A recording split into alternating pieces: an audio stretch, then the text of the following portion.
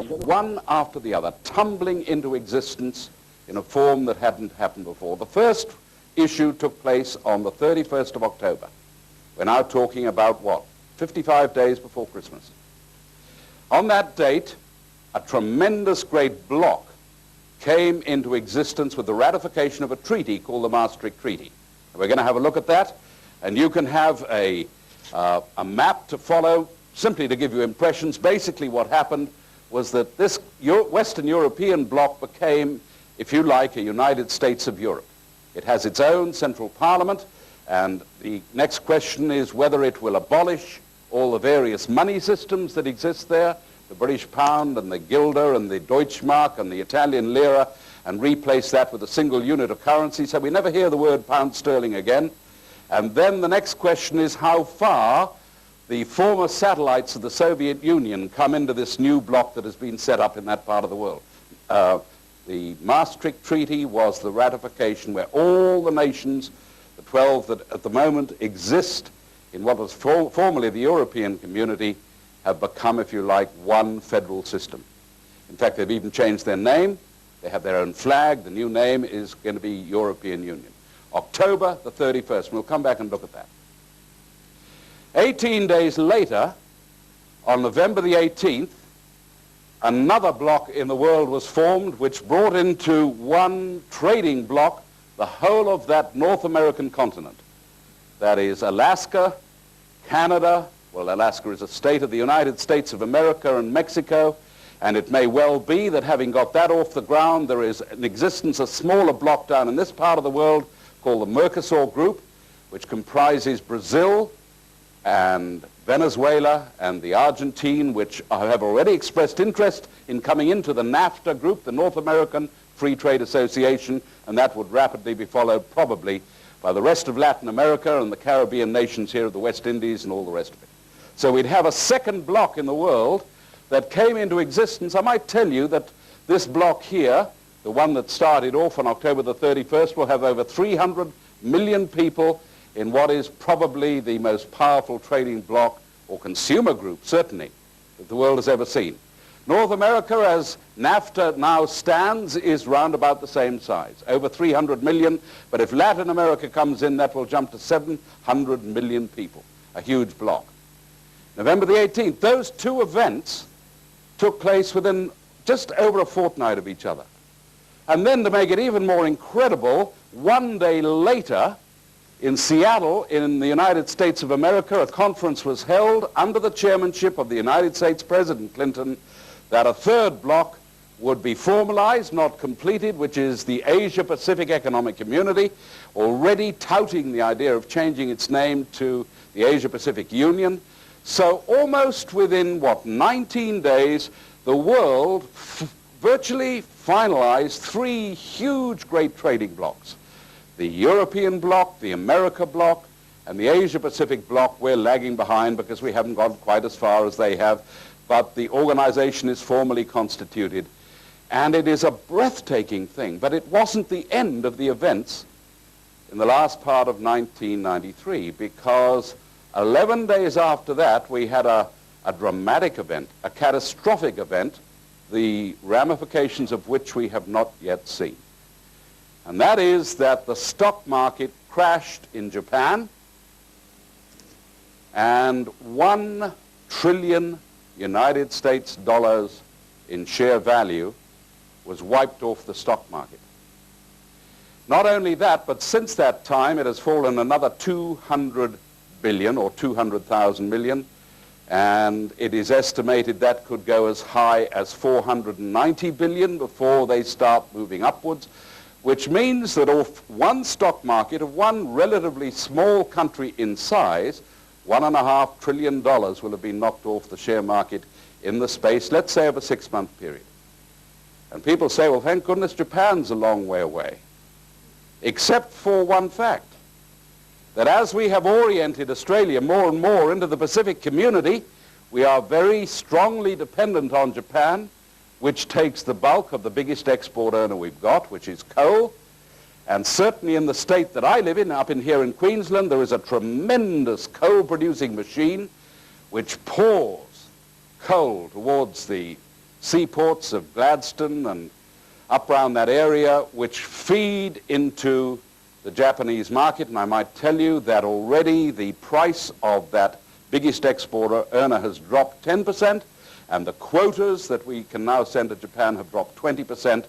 And my own feeling is that this was one of the reasons we've had a dramatic worsening of our balance of payments in the December quarter. I haven't got all the evidence, but I'll tell you this, it's going to have a marked effect on our export trade over a very short period of time, to be followed by other pressures. Now, what does all that mean? It simply means that there is one of the biggest power struggles ever seen in the world taking place.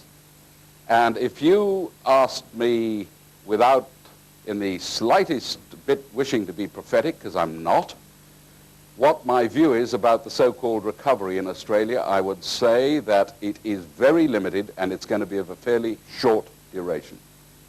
It is not going to reach into the majority of Australians' spheres.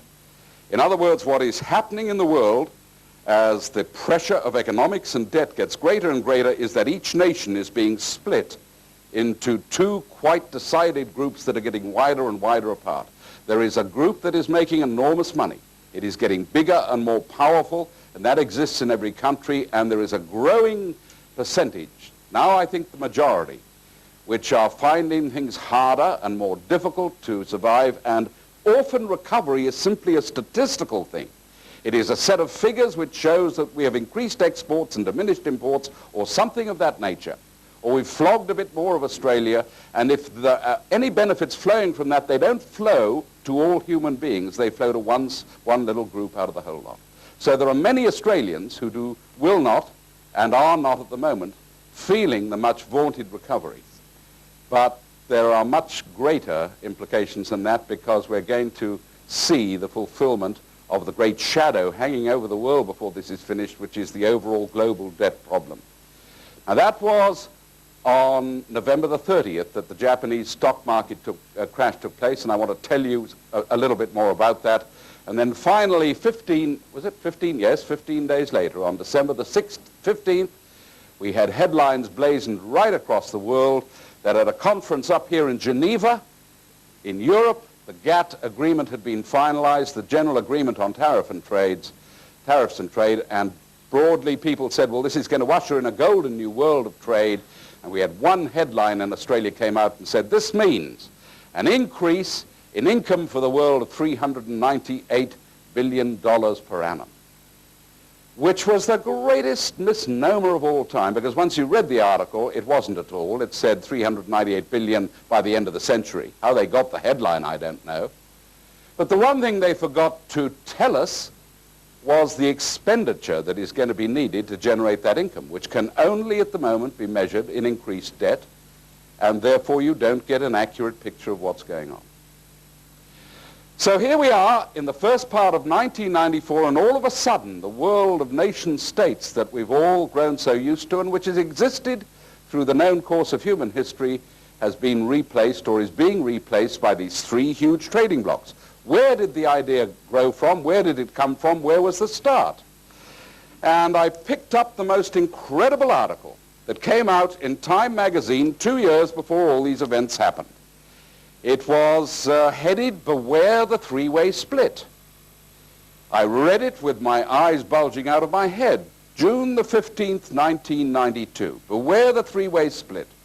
And the article was a brilliant example of dialectics or Hegelian thought, because it presented two opposites as though they were antagonistic to each other.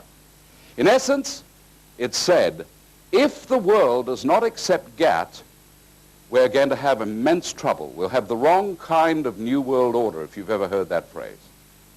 Because there is a horrible danger facing a world that does not come together and agree on free trade and all the ramifications.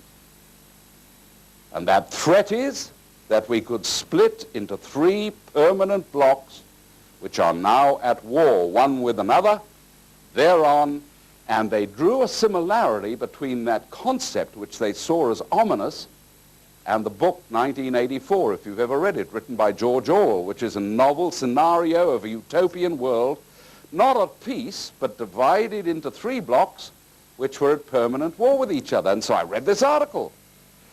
The general agreement on tariffs and trade is actually not one agreement but many. It's an accretion of rules and deals aimed at chipping away the barriers that impede the worldwide import-export business.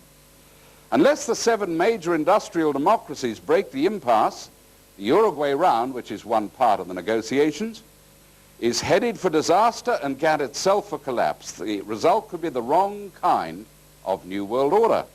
GATT is the imperfect, sputtering, but indispensable engine of globalization. It prods all nations in the direction of vigorous commerce.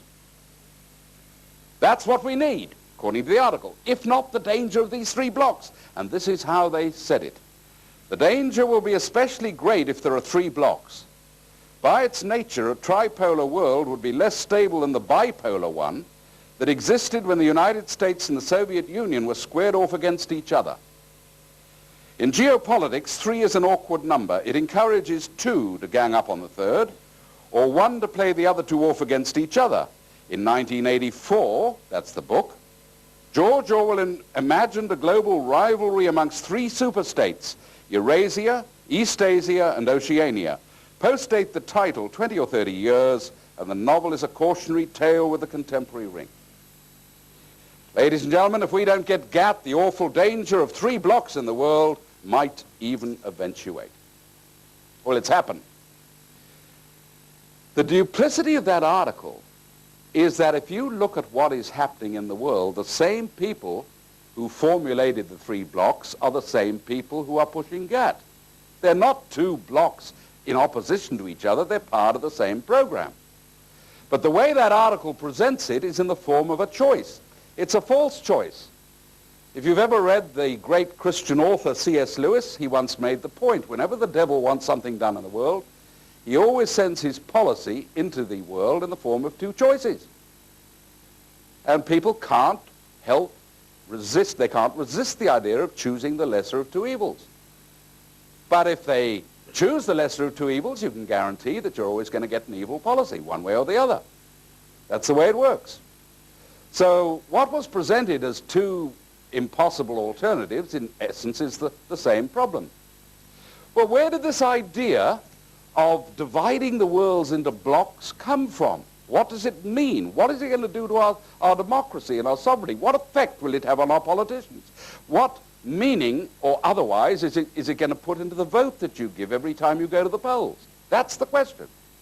And the first idea of blocks that I ever saw came not from the Western world at all. It didn't come from Europe or America or Australia. It came from the infant Soviet bloc in its first original development back after the revolution in 1917, when a genius, an evil genius called Lenin, was trying to take the next step. And if you go and read his works, this is what you'll find about his overall program. He said, basically, that first of all, we have to break up the Western world and divide it up and then replace that by centralized power. The more backward the country, the more difficult it is for her to pass from the old capitalist relations to socialist relations. To the tasks of destruction are added new, incredibly difficult tasks, organizational tasks. The organization of accounting, of the control of large enterprises, the transformation of the whole of the state economic mechanism into a single huge machine, into an economic organization that will work in such a way as to enable hundreds of millions of people to be guided by a single plan. And I think 18 months after he'd made that statement, Lenin was dead. He died fairly young. Was replaced by a monster called Stalin, who formalized this in a book, which still sells in our bookshops, if you want to go to the left-wing bookshops, Marxism and the National Question. And he laid out 3 quite clear steps, 4 actually, for what he saw as the way to go forward. 1, confuse, disorganize, and destroy the forces of capitalism around the world. 2, bring all nations together into a single world system of economy, which is virtually achieved. 3, force the advanced countries, that's nations like Australia, Canada, Europe, and America, to pour prolonged financial aid into the underdeveloped countries. And have we gone for that one? 4, divide the world into regional groups as a transition stage to total world government. Populations will more readily abandon their national loyalties to a vague regional loyalty than they will for a world authority. Later, the regionals can be brought all the way into a single world dictatorship of the proletariat. We need to divide the world into blocks because people will accept that. If we said to the Australian people, are you prepared to take your place in world government? You know the reaction. 99% would say no way. But you can say, look, we're part of Asia. We've got to join in with Asia. This is where we're geographically located, and take that into a regional group. And people, without thinking of the implications, begin to equate with that. Now, don't get me wrong. I've got nothing against Asia or trading with Asia. Admirable people. But let's have a look carefully at the price in the next step, which is integration. Now, I'm not trying to tell you that all this is a plot by Stalin. Don't get me wrong, because it's not. That same idea took root in a much more sophisticated form in a number of programs developed in the Western world. The first of those appeared back in, what, the late 60s, early 70s, with the organization of a body called the Club of Rome. Most people have never heard of it. They've vaguely heard of it. The president of the Club of Rome visited Australia back in 1977. There's the major article that came out in the Australian, which I photocopied. U.S. must take lead in global plans for the brave new world, long before Bob Hawke had been thought of, or Paul Keating, or even Malcolm Fraser. We are in a state of crisis, said the Club of Rome president, Dr. Aurelio Pequet, one of the great multinational directors. The economic and social future of the world is too serious a problem to be left to politicians. Now think about that. In other words, do we dispense with politicians and have directors instead? In which case, what do you do about democracy? Do we forget about choices? That was then followed by the development of a much more interesting organization to me called the Trilateral Commission, developed in the United States under the chairmanship of David Rockefeller, former president of Chase Manhattan. And the name trilateral is a reference to dividing the world into three blocks. They wrote books and reams of papers. There's their 1988 report of their meeting in Tokyo. And the three blocks that they were referring to were, first of all, Europe, America, and Asia. And if you look at the Trilateral Commission, it has a club in each of those countries with a large membership, mainly of bankers and industrialists. The world must move to three blocks in the world, Trilateral Commission. People say, look, I've never heard of this, and I don't see it in the Adelaide Advertiser. But neither do you see the speech that Gareth Evans made at the Trilateral Commission meeting in Tokyo in 1992, in which he laid out Australia's part in all this, which is available if you want to write to him and get it, or to write to his department, the Department of Foreign Affairs and Trade. And they are quite clear that this is a transitional program out of the concept of nation states into blocks as a prelude to some type of new world order. And they believe that. Please don't get me wrong. They're entitled to believe it. I don't believe it because I think it's got inherent dangers in it. But at least let's discuss this thing. The real issue is this. It may be that if the program for a new world order was put to the Australian people and they understood it, they would vote for it and say, yes, look, we want to be part of this thing, in which case I've got no more to say. What does worry me is that this could happen before the Australian people have been told, and that it bypasses their own desires. My overall concern is that whatever else happens to Australians, they have the right to choose their own future. And that includes not only everybody in this audience, but my own children and my own grandchildren. That's what I'm concerned about. Trilateral Commission, which was off the ground in the early 70s. But then a very interesting thing happened, because the Soviet version of this New World Order program began to change its face under the guidance of a man called Mikhail Gorbachev. Back in the 80s, 85, 86, he came into power. And in 1986, he ran full-page advertisements in our media. It appeared in the Adelaide, I think at the Adelaide Advertiser, certainly the Sydney Morning Herald and the Australian. Nobody read it because it was a great big sheet of very closely knit print, but it was paid for by the Soviet embassy. The world now is moving to a new world order, and regionalization is the way to go. This is what the Soviets were pushing. And in order to take part in that, Mikhail Gorbachev was prepared to change the whole face of communism. So, out came words like glasnost and perestroika. We're going to have choice, we're going to have freedom. And he was regarded as the communist who would change communism. It was fated in the West. Went to the United Nations, went across to America during the last stages of the Reagan regime. Went up and down America, and it's very interesting if you look at the reports. 2 jumbo jets of PR men flew ahead of him into New York Airport to set up his program. The one thing he never spoke about was politics. The whole thing was human interest. About his grandchildren, about flowers in the garden, about the fashions that Razor, his wife, chose, where she got her lipstick. And so hundreds and hundreds of talkback programs and personal interview and human interest stories were run for the Gorbachevs, all at that level. Where did Razor get her lipstick?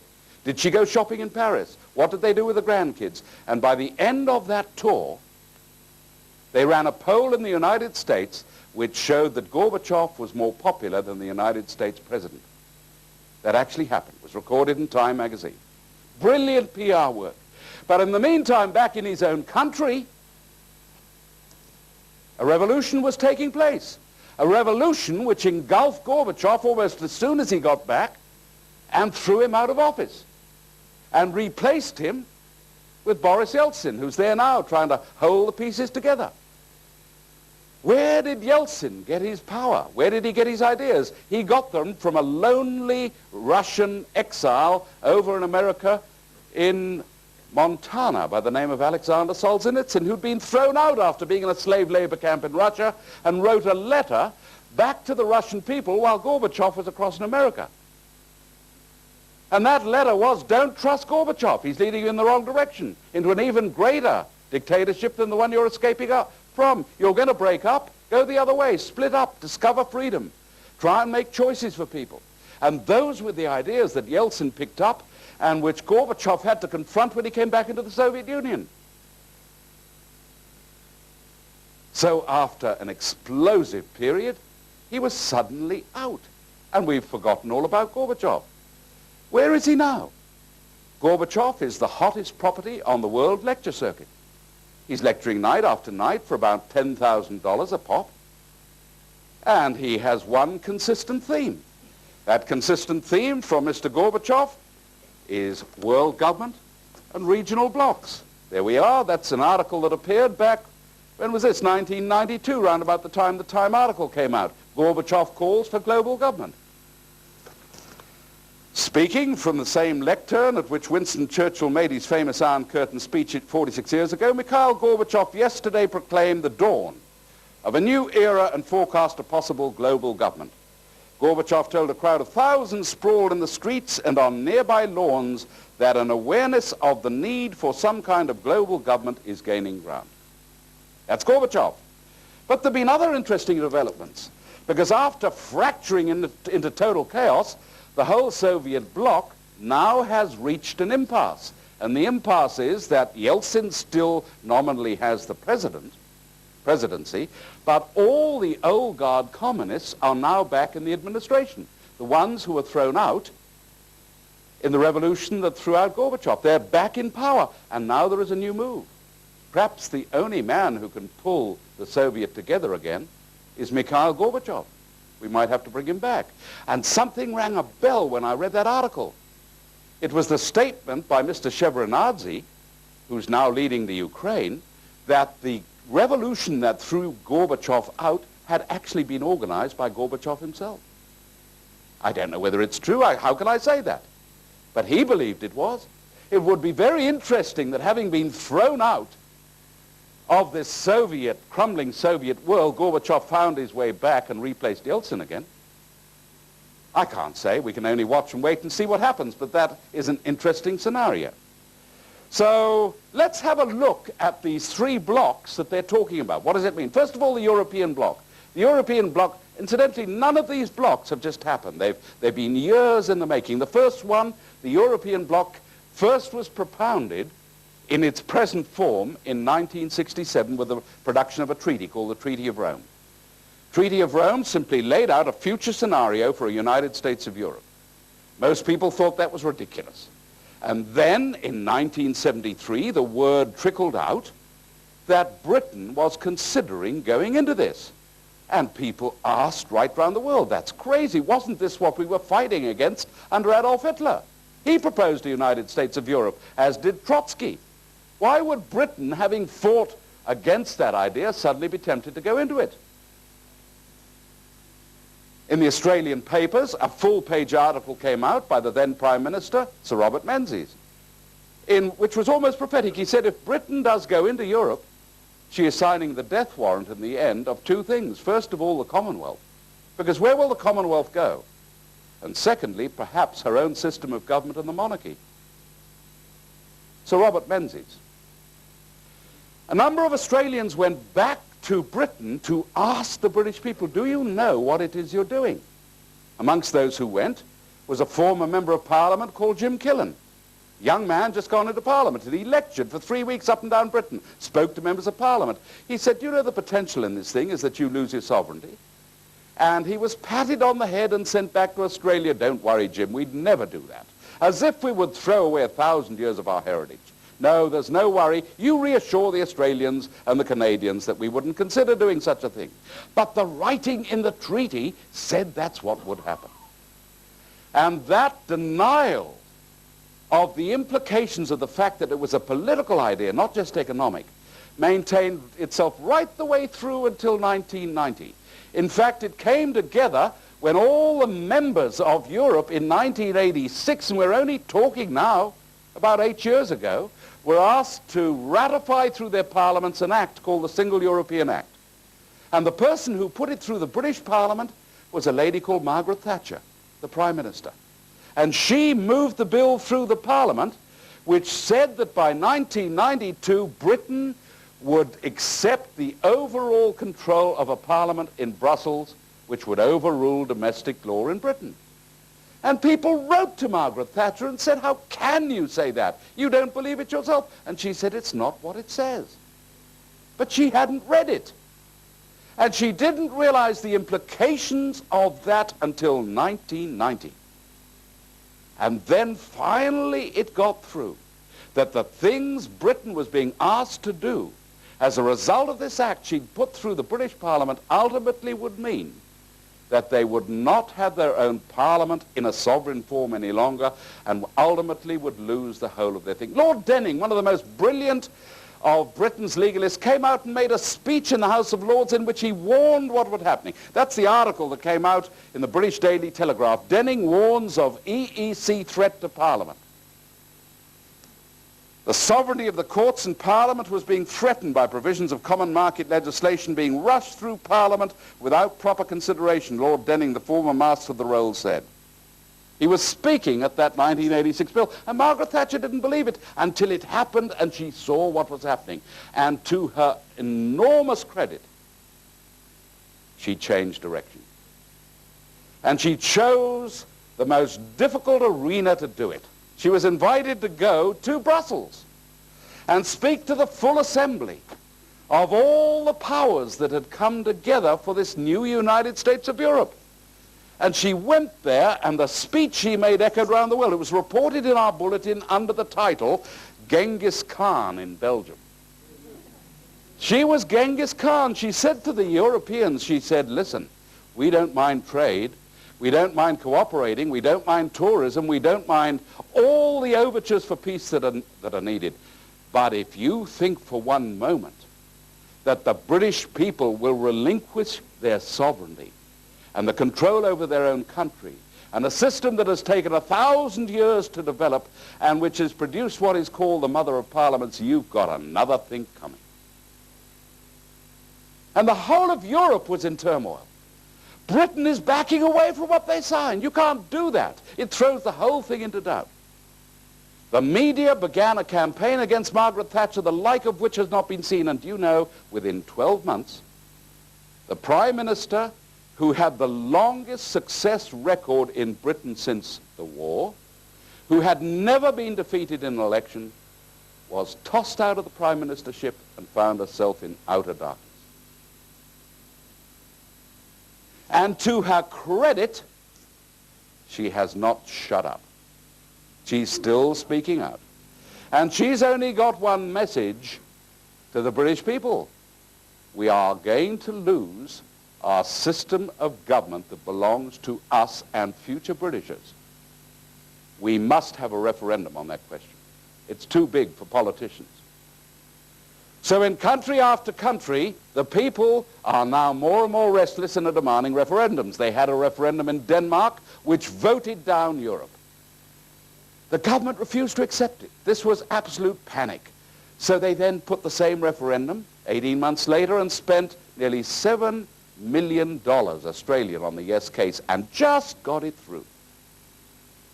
France now is bitterly divided, more and more people against Europe. Germany, the majority now, according to the polls, are against this idea of centralizing power.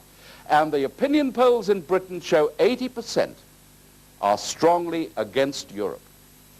With a government that says we don't care whether that's true or not, you're not having a referendum and we're going ahead anyhow.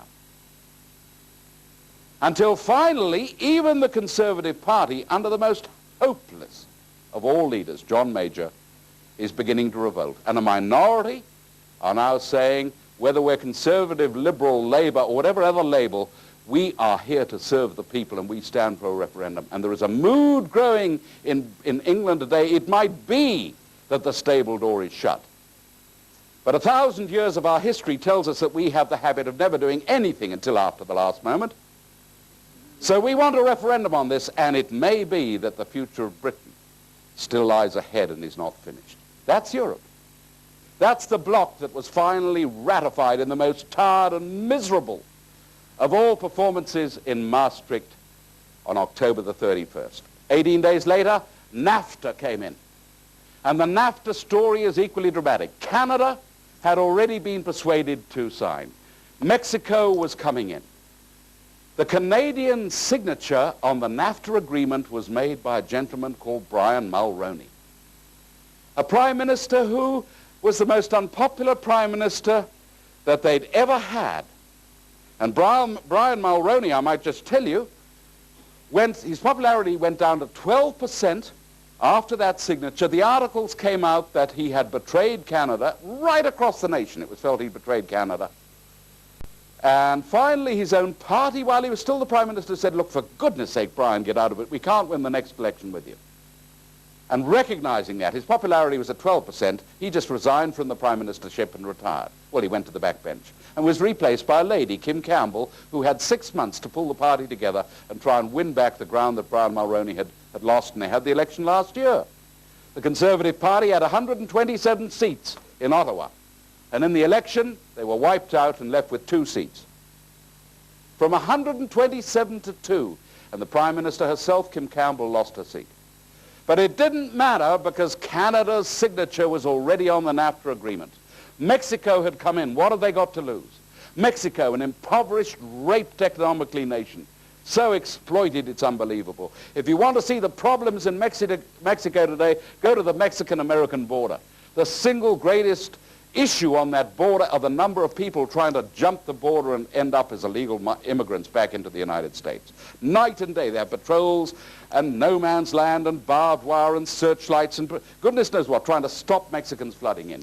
Right along the whole of that border, which is now known as the Maquiladoras, they have 1,000 huge multinational factories. The reason they've built on the border is that they can then employ Mexican labor without them having to get passports and visas.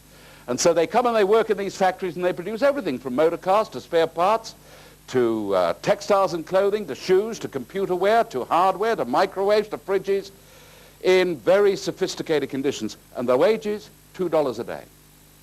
And they go back from that form of exploitation into the slums of Mexico at night and the squalor and the lack of electricity and water and sewerage, and then they're back at work next day. And the message to the so-called 8 million people out of work in the United States, yes, you can have a job in those factories if you're prepared to compete under level playing field conditions with the Mexicans. That's what it really means. Now, Mexico has got nothing to lose. They've joined the North American Free Trade Agreement. And then the last thing that happened was that Bill Clinton had to get it past his own Congress. And did he have a job?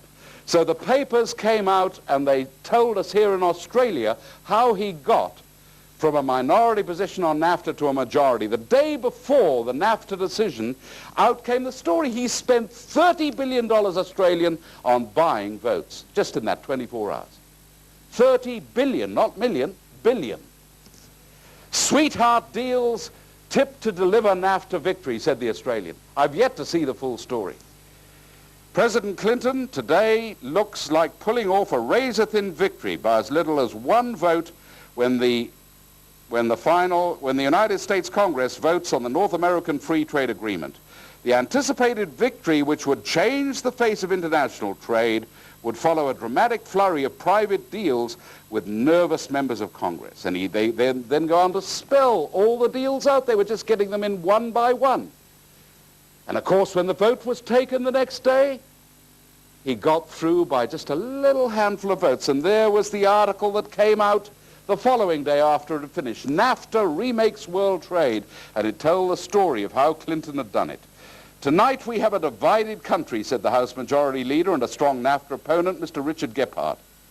Earlier in the House, the Speaker, Mr. Tom Foley, made the final speech of the day saying how difficult it had been, that his support for NAFTA had pitted him against other Democrats. Some Democrats bitterly attacked the last-minute flurry of deals to win votes. The White House is believed to have spent up to $20 billion in private deals. Some deals were spectacular. Members from Florida were promised that more tomatoes from their state would be included on the federal lunch program. Another member pledged his vote in exchange for the fact the administration would push for the extradition of a rapist who had taken refuge in Mexico. Other members received an assurance that manhole covers made for federal projects would more prominently display Made in America. How do you change world trade by that sort of deal? The day before they'd actually made the point, Mr. Clinton yesterday sent a letter to Republicans thanking them for their anticipated support and pledging that Democratic opponents in next year's House of Representatives elections would not target them if they voted today for NAFTA. Now just think about that. Clinton is a Democrat. So he writes to the opposition party, Republicans, and he says to them, thank you for your support. If you vote for my NAFTA bill, I promise you at the next elections we won't have Democrats targeting you. It's like Paul Keating writing to John Hewson or whoever the leader is, Bronwyn, and saying to her, look, you just vote for my program and I promise you we won't oppose your candidates in the next election. Can you imagine that? But that's what Clinton did. And so the NAFTA thing was stitched up by that type of deal. And one day later, he's chairing in Seattle, Washington, in Seattle, America rather, he is chairing the next block, which is our block. Now, why would the American president, who's since first just built his own block, be chairing the Pacific Asia block? And the answer is that America, or Clinton, or the group behind him, want to run both blocks. And there is an incredible power struggle between who will dominate the Pacific bloc between Japan and America. You see, it's always been believed that this would be the ECU bloc, that's the European Community Money System if it comes in, this would be the dollar bloc, and this would be the yen bloc. We'd be in the yen bloc. But that's not how the Americans saw it. This was the headline that came out. APEC, a new bloc is born. That's us. Day after NAFTA. And you start reading the deals. Who thought this one up? Was it thought up by Bob Hawke, as we're told? No, it wasn't. Long before Bob Hawke talked about having an Asia-Pacific bloc, the man who was pushing the idea was Andrew Peacock. The Liberals started the whole thing going. Hawke picked it up. We may join Asia trade bloc, Prime Minister Hawke warns. There's Peacock's statement. Peacock plans Pacific trade bloc. That was the Australian. Australia's future tied to Japan, says Dawkins. He makes it quite clear that it's not just an economic agreement, but ultimately could be political. Although the economic importance of the relationship was apparent, due largely to trade and tourism, Mr. Dawkins said over time the relationship would become much more sophisticated, extending to cultural and other matters. What other matters? The reason is that the ultimate goal for the Asia-Pacific bloc is a Pacific Parliament. In fact, the book, The Pacific Parliament, has already been written. Not by an Australian, by the former Prime Minister of New Zealand, Mike Moore.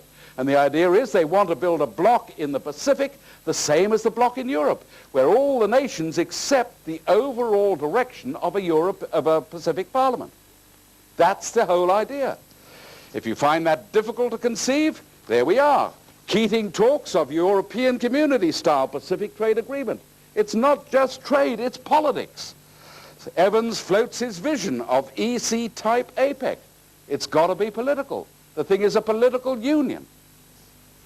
Now, does that mean that every nation is going to go to its people and is going to say, look, there is a proposition that Australia and New Zealand and New Guinea and Japan and Indonesia and the Philippines and all the other member nations come together and we centralize our power into a bloc with a central parliament and we all accept orders from that parliament. But before we do that, we're going to have a referendum of the people to see whether this is what you want or not. Do you believe that's going to happen? And yet that's what's got to happen if you believe you've got a stake in this country.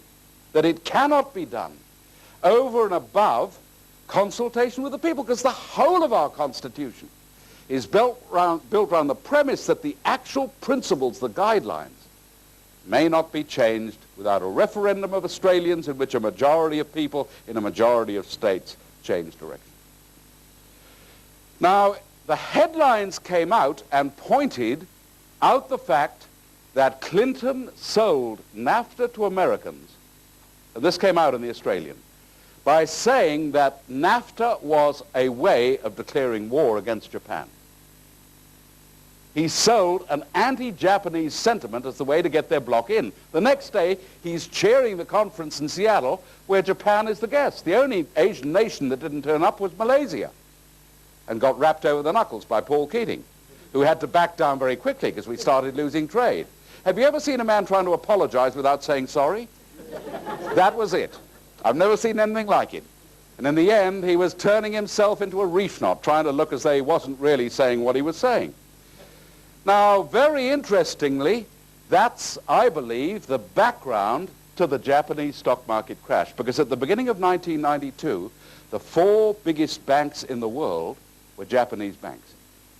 The 4 biggest banks in the world were Japanese banks. They were giants, and they had between them assets exceeding $2 trillion American dollars. Much of those assets were in the forms of loans to third world countries.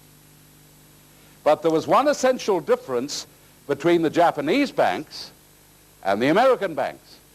The American banks, which had also overextended, as did our Australian banks, our top 4 banks in Australia lost about $20 billion in bad debts through the recession, mainly as a result of ridiculous lending to people who couldn't pay it back. The Americans had done the same, the Japanese had done the same, but the Americans had through the Federal Reserve, worked a swifty. They had managed to get a bill through the Congress which said, if any of our loans go bad to third world countries, the taxpayer in America will be the guarantor. So the taxpayer picks up the tab, and therefore there are no problem at all. The move in Japan at the moment is to try and get the same thing done there, but it's too late. So by 1993, Japan, the 4 big banks, the Japanese banks had $490 billion in bad debts. With no guarantor, somebody was going to pick up the tab, and the pressure went on to Japan, which resulted in the stock market crash, wiping out $2 trillion on November the 30th, and from here on, Japan is in very, very big trouble. Huge companies in Japan, which have almost the religion of giving lifelong contracts to their workers, are now putting people onto the unemployment queue. It's never happened in Japan before. Thousands of little companies going broke, and a complete realignment to see whether they can survive. Now, you cannot write Japan off. My own belief is that Japan, somehow or other, they've got this aptitude, will come back. But at the moment, the whole Pacific bloc is in the hands of Clinton, who hopes to turn it not into a yen bloc, but into a dollar bloc. And that was then followed on December the 15th by the GATT agreement. And people say, GATT. Well, look, I don't know much about it, but it sounds absolutely marvelous to me.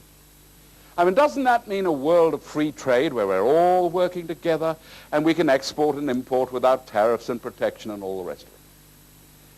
And you'll get a certain type of academic who's never actually got his hands dirty, who's never put a nail into a piece of wood, who's never worked in a factory, who's got this euphoric idea of a world trading that must be better. Now think about this, because we have just come through 20 years in Australia of being the first into the level playing field swimming pool. And that 20 years has managed in Australia to wipe out 100 farmers a week for 20 years, for a start. The papers have finally come out with headlines. The Australian and the Courier Mail came out, early part of January. 100 farmers a week for 10 years. The truth is it's 20 years. We've lost 150,000 farmers in our rural areas. We're down to 120,000 now. Out of the farmers we've got left in Australia, 70% are technically bankrupt. If they are allowed to leave, we've got another 84,000 farmers to go. If that happens, family farming is finished in this country.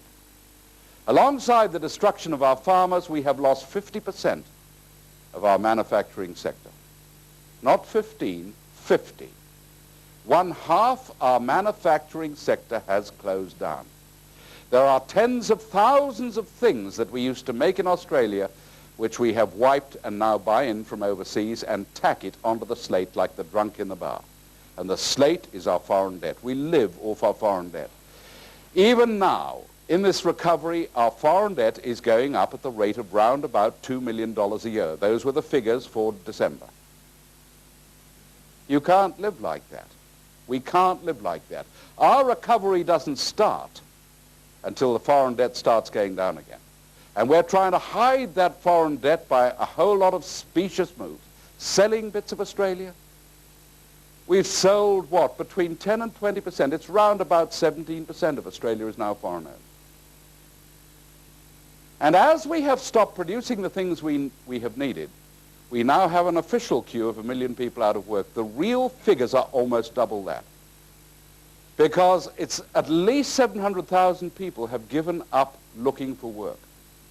And they are taken off the unemployment queue. Imagine the situation in America where you only get the dole for 6 months if you lose your job. And as soon as the 6 months has ended, you're taken off the unemployment queue, the unemployment figures. The difference between the statistics and the real human misery is absolutely enormous. That's Australia. And the idea is that we simply extend what has happened in the field of free trade right across the world, and it's going to produce happiness for everybody and this increased income. What it is going to produce is a competition in which local industries are destroyed, and the standards that prevail are those of the lowest wage level.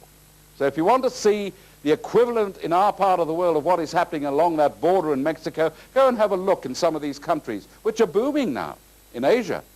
Go to Fiji or go to Thailand or go to Malaysia. You can go to Thailand now, and there's a corridor about 11 kilometers long with huge factories on either side, churning out stuff that we used to make here.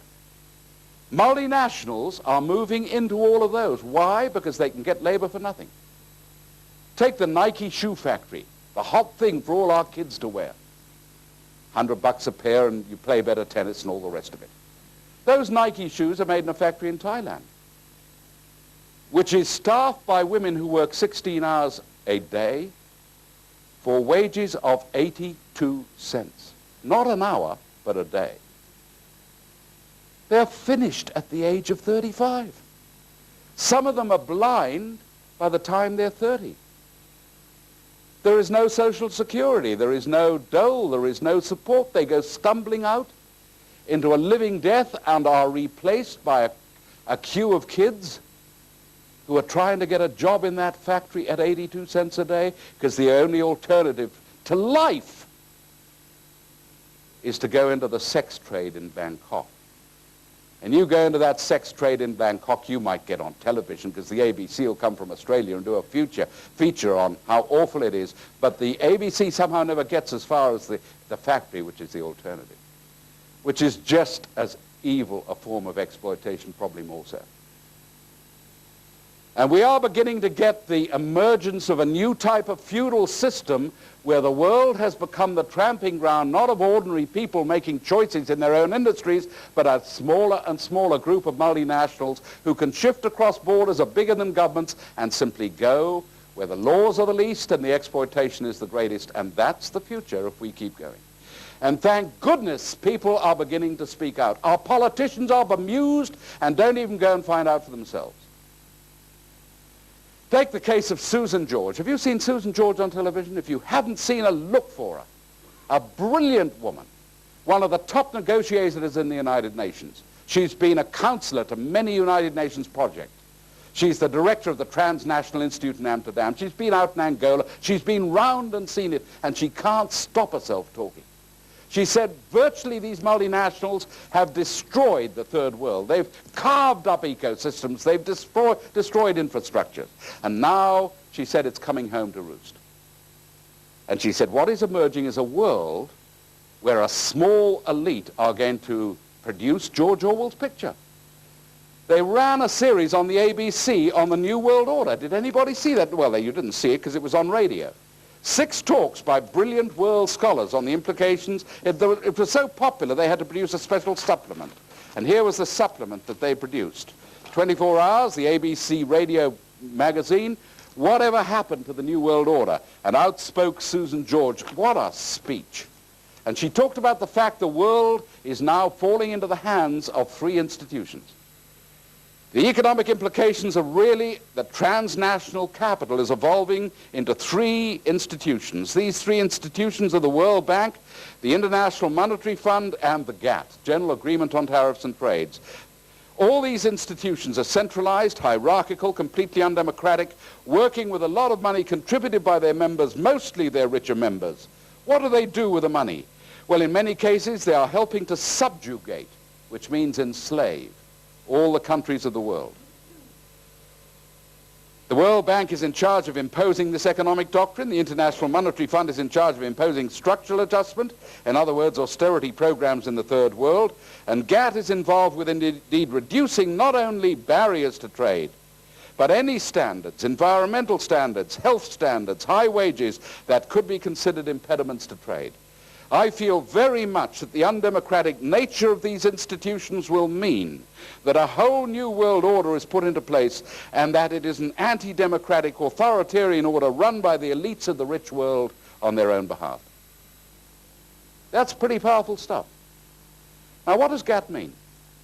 Basically, what happens under GATT is that we all sign, the whole world, over 100 nations have now ratified and signed this, that we accept in principle world trade. Australia puts its signature on the document. Having done that, none of our members of Parliament, perhaps with the exception of 1 or 2, actually read what the document says. The document does not just talk about free trade, it talks about a new world organization, which will then be run by a permanent staff, acting in conjunction not with the politicians of all countries, but with the permanent departments behind them. And they will have the power to make the regulations for the trade world of the future, none of which go before the parliaments that we have elected into power. In other words, this move completely bypasses the democratic process we've got. And that is why you will find time and time again that some poor manufacturer or some poor farmer or a union or a group of wage earners go to their member of parliament and they say, look at the latest regulations which are now coming about our employment or our standards or our work practices or management practices or export standards or whatever it happens to be. How can you pass this through the parliament? And the member of parliament will say with all sincerity, we didn't pass that. I've gone through our parliament. We never passed any of this. I don't know what's happening. But what they did was they gave a blank check to a world organization to work out those practices and force them on Australia in a way that didn't have to go through the parliament. And we've now got a never-ending process of more and more legislation being worked into place that is not cited by the people that you voted in there to guard your freedoms and your choices. And finally, Harper's Magazine in America, a very ancient, respected magazine. The editor there did a complete detailed study of what GATT really means. And this is the picture. I hope you don't mind my reading. I can't express it any other way. Just a few of the highlights. The GATT treaty is drafted will essentially establish a new international organization potentially more powerful than the United Nations, a kind of free trade world government, a global corporate utopia in which local citizens are toothless, workers' unions are tame or broken, environmentalists and consumer advocates are outflanked. It would be a government wherein secrets are kept and conflicts of interest are not conflicts at all. It also would be a government in which career insiders will have a greater say than legislators. It simply doesn't matter what national governments decree. The international economy is more powerful than any national law. Corporations have known this for years. They routinely operate in dozens of national economies. If they don't like the regulatory climate or the tax structure in any one country, they move. Nations know this too, and competition for investment pressures all countries to bring their regulations and tax codes in line with a constantly declining global norm. Corporations are, to a large extent, organized on the international level and accustomed to thinking in international terms. Most unions, consumer groups, and citizens' lobbies around the world are not. They are concentrating on national regulations, and this is what we all do. If we think there's a problem, we go to our Member of Parliament. We all concentrate on him, virtually unaware of the global trade negotiations that could annul these victories at a stroke. International trade agreements negotiated in secret by the executive branch would take precedence over previously existing laws. As things now stand, these agreements would be interpreted by international trade tribunals before which the United States, and obviously Australia, would be represented by the executive branch alone and again in secret. The decisions of these tribunals would be binding. Furthermore, the Uruguay Round establishes a system of adjudication in trade issues that could permanently limit Congress's ability to regulate interstate commerce. In some ways, the Uruguay Round is a blank check agreement to international bureaucrats to rewrite existing and future United States and obviously Australian laws for years to come. Even more astonishing, an appendix to the Uruguay Round GATT proposal would establish a new independent international organization, the Multilateral Trade Organization. This organization, at least on paper, will be the most powerful new international agency since the establishment of the World Bank and the International Monetary Fund. Its tribunals will have the power to make binding decisions to resolve trade disputes amongst members. In an increasingly global economy, comprehensive trade agreements reach beyond loading docks and airport cargo hangars into workplaces, supermarkets, and homes. They are actually negotiating the deals under which ordinary workers inside Australia will work. GATT will have a greater effect on wages and employment in this country than anything the Federal Reserve, which is their central bank, will do to alter interest rates. Hundreds of federal and state laws affecting worker and food safety could be overturned, not by American courts or legislators, but by GATT tribunals, which are likely to have the power to make binding decisions to resolve trade disputes amongst member nations. Now, what does that translate itself through into the sort of way that we're going to live if this goes through? The Australian newspaper did a series of futuristic visions of the type of world that this will mean. Through 1992, they were called Creating the Future. And here was one example. This was Mr. Dennis Gaston, who's one of the most prominent visionaries of this new world that's being built. And this is the picture of your country. If we go ahead, there will be no national products or technologies, no national corporations, no national industries. There will no longer be national economies, at least as we have come to accept the concept. All that will remain rooted within national borders are the people who comprise the nation. Yes, Australians will still live here, but they won't own anything. There won't be an Australian farming industry or an Australian manufacturing industry. That's gone. There won't even be an Australian national economy. Which raises the question, why bother to put anybody into Parliament at all? If you're going to vote somebody into Parliament and pay them 60,000 or 70,000 plus perks to go down there on your behalf, who cannot make one decision about the economy, what's the point? You see, it comes back to what I was trying to get across. What is really at stake is whether you think the right to decide your country's future is important enough for you to do something about it. Now, it may be that we're too happy and contented and materialistic to really bother about that question. And there are people possibly sitting here who think, look, I don't want to know about that. All I want to know is, have I got enough money to go up to the Barrier Reef next Christmas holes? And I don't want to look beyond that. You see, we have become a nation where there's a tendency to do that. Of all the peoples that I have lived amongst, with the greatest respect, the Australians at the moment are the sloppiest, most materialistic, self-centered people that I know. Because they've never been through the fire. They've never had bloodshed or civil war. When there have been wars, the troops have gone overseas and only been able to tell the story to those at home.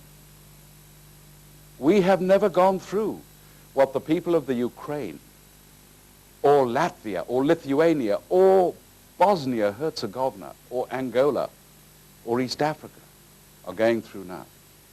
We haven't got the faintest concept, and so we see it almost as a passing scene on our screens that will never come to us. But there is something also within the Australian psyche, if you can touch it, which is magnificent. It comes to light when we do have a problem. We saw it in the bushfires over in New South Wales. The ability to organize and help each other when there is a problem there that we can identify is unparalleled anywhere in the world. I've never seen a country that can get into action so quickly and so methodically and so precisely and so effectively, with genuine care and concern.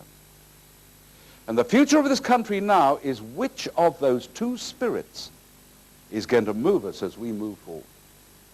We can wipe this out. If we wipe this country out, we might last a little longer, but there's a generation of young Australians are going to confront us and ask us a question before long. It's probably going to be in 5 or 6 years' time. They're now 12. They're just at the age they're making cubbies and tree houses. But in that time, they'll be 17 and 18, and they're going to come to you and I, and they're going to say, Mum and Dad, is it true there was a time in Australia when people owned their own homes and worked in their own factories and on their own farms and in their own businesses? And they actually had parliaments in this country which were held responsible to the people and didn't do things without asking the people. And Mum and Dad will shuffle a bit and look a bit embarrassed and say, well, I know it's hard, but it was like that once, you know.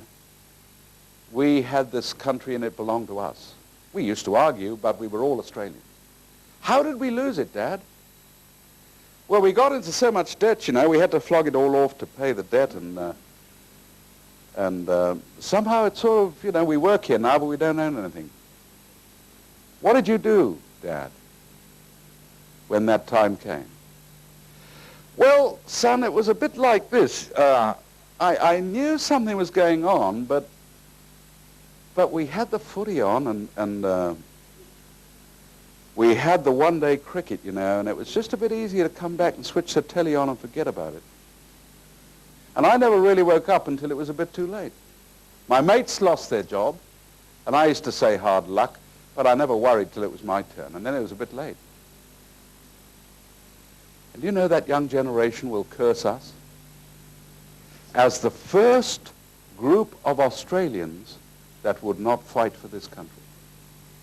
Every other generation, sometimes wrongly or rightly, but with burning love for this country, have contributed to its future. And that's why we're sitting in this hall today.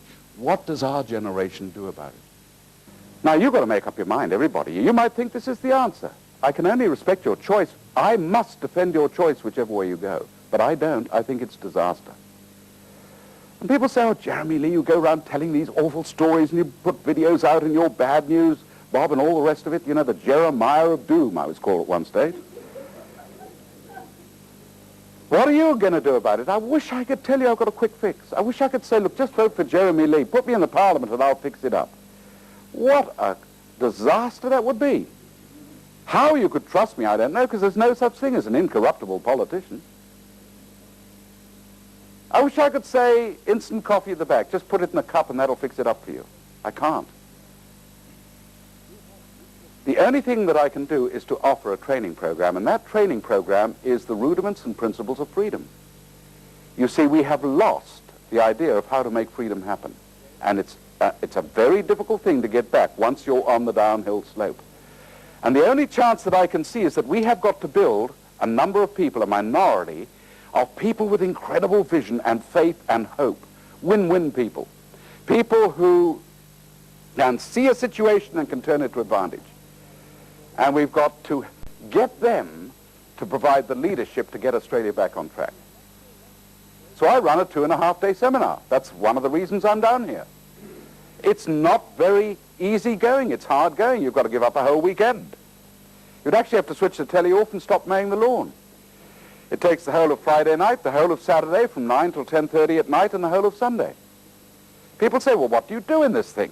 The first thing is, you've got to think about what freedom is. What is freedom? If a figure from Mars, one of those plastic figures, rolled up in front of you and pointed its prod at you and said, what is freedom? How would you answer that? Freedom is to be able to break all the laws. Freedom is to do anything you want. Freedom is $1 million. What's freedom? Freedom is a spiritual thing. So we deal with the question, what is freedom? How did Australia become free? Do you know we're so free that we don't even realize or recognize the freedom? There are countries in this world where you've got to have a written government permit to go from let's say, Adelaide down to, McLaren Vale. There are countries in this world you've got to have government permission to have a second child. A written legal authority. There are countries in this world where women don't even get the right to choose who they're going to marry. We take it for granted so much. How did we get this strange thing called freedom we've got? So we start on what is freedom. How did we get our flag? How did we get our Constitution? Who wrote the Constitution? What does it actually say? 80% of the Australian people don't even know we've got one. And yet it's the most important legal document in the country. And then we start on this question, how is it one group of people get things done and others can put enormous effort into doing nothing? We go through, finally, the question of how could we get out of debt on track? How do economies work? How do we start our banking system in Australia? Who produces money? Because you see, hanging right over the world at the moment is the biggest shadow of the whole thing. The whole world is broke. Every country in the world is broke. Japan is broke, but so is America. Australia can't pay its debts. The Soviet can't pay its debts. Britain is still paying debts on the First World War. South Africa is broke. We had an economist in Canada pointed out the other day, the world is running a huge trade deficit with itself every 12 months, which is technically impossible according to the rules. Who owns that? Who controls it? We deal with that question. And then finally, out of this seminar comes a vision of a different type of Australia. An Australia that is not at war with anybody, that is at peace, but which is guarding its freedom for itself and its children. It's unlike any seminar you've ever been through. 17 hours of video, been professionally done, built up stage by stage by stage. You'd have to give up your whole weekend from Friday straight after work till Sunday evening, and you'd have to pay to do it, obviously, like all seminars. But it's worth doing. We've had people through it from international bankers, church leaders, politicians, housewives, unemployed children, university lecturers. It is unlike anything you've ever seen before. I think it's unique in the Western world. If you want to know more about it, pick up some leaflets at the back. I just want to finish with this statement. The real issue in the world is being fought in the field of politics and economics and all the rest of it. But the key question in the world is a spiritual question. It's a question about you yourself. What sort of person? What are your talents? What is your purpose here? How can freedom help you to be the perfect person you're designed to be? And if ever you lose that, we're gone. And I've only discovered one thing about that question, that there is a power greater than politicians. I know politicians don't like to admit that, but there is. And whichever way you discover it, if you can tap into that power, get in the right position, it will shift things you can't always shift on your own. And if Australia gets back in touch with that power, we're going to come through this. We're going to have a marvelous country. If we don't, we're down the gurgler. And it's only a matter of time. Thank you very much.